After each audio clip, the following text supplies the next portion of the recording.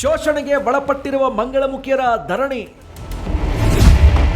ತಮ್ಮೆಲ್ಲ ಬೇಡಿಕೆ ಈಡೇರಿಸುವಂತೆ ಒತ್ತಾಯಿಸಿ ಪ್ರೊಟೆಸ್ಟ್. ನಮ್ಮ ಸಮಾಜ ನಮ್ಮ ಜನ ಎಲ್ಲಿಗೆ ಬಂದಿದ್ದಾರೆ ಅಂದರೆ ಆಧುನಿಕ ಯುಗದಲ್ಲಿದ್ದರೂ ಕೆಲವೊಂದು ಬೇಡಿಕೆಗಳ ಈಡೇರಿಕೆಗೆ ಹೋರಾಡುವ ಪರಿಸ್ಥಿತಿ ಇನ್ನೂ ಇದೆ. ಏನೇ ಒಂದು ಸೌಲಭ್ಯ ಪಡೆಯಬೇಕೆಂದ್ರೂ ಪ್ರತಿಭಟನೆ ಮಾಡಿಯೇ ಪಡೆದುಕೊಳ್ಳಬೇಕಿದೆ. ಇದಕ್ಕೆ ಮಂಗಳಮುಖಿಯರು ಏನು ಹೊರತಾಗಿಲ್ಲ. ಅವರು ಕೂಡ ತಮ್ಮ ಬೇಡಿಕೆಗಳಿಗಾಗಿ ಧರಣಿ ನಡೆಸಿ ಸರ್ಕಾರದ ಗಮನವನ್ನ ಸೆಳೆದಿದ್ದಾರೆ.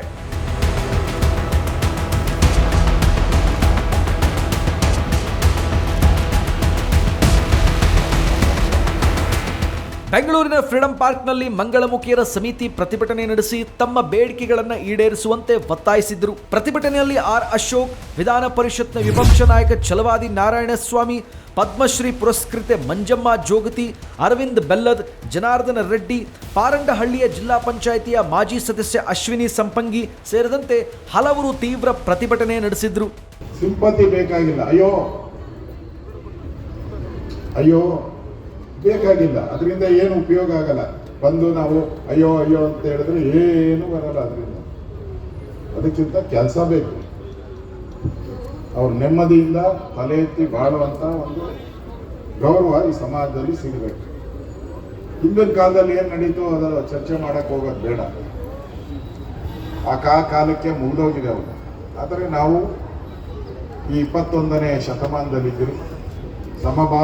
ಸಮಪಾಲು ಅಂತ ನಾವೆಲ್ಲ ಹೇಳ್ತೀವಿ, ಬಾಯಲ್ಲಿ ಹೇಳ್ತೀವಿ. ಆದರೆ ಇವತ್ತು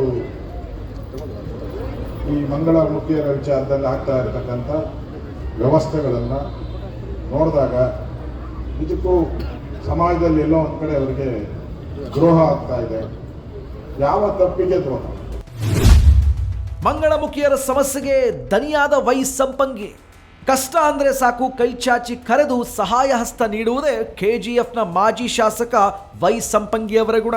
ಅದರಲ್ಲೂ ಮಂಗಳಮುಖಿಯರಿಗೆ ಅನ್ಯಾಯವಾಗ್ತಾ ಇದೆ ಎಂದು ಗೊತ್ತಾಗ್ತಾ ಇದ್ದಂತೆ ತಮ್ಮವರನ್ನೆಲ್ಲ ಒಗ್ಗೂಡಿಸಿ ನ್ಯಾಯಕ್ಕಾಗಿ ಹೋರಾಟ ನಡೆಸಿದ್ದಾರೆ.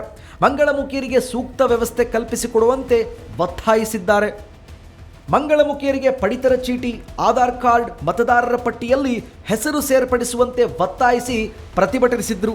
ಇವರ ಕೂಗಿಗೆ ಸರ್ಕಾರ ಸ್ಪಂದಿಸುತ್ತಾ ಅನ್ನೋದು ಕಾದು ನೋಡಬೇಕಿದೆ. News desk, speed news.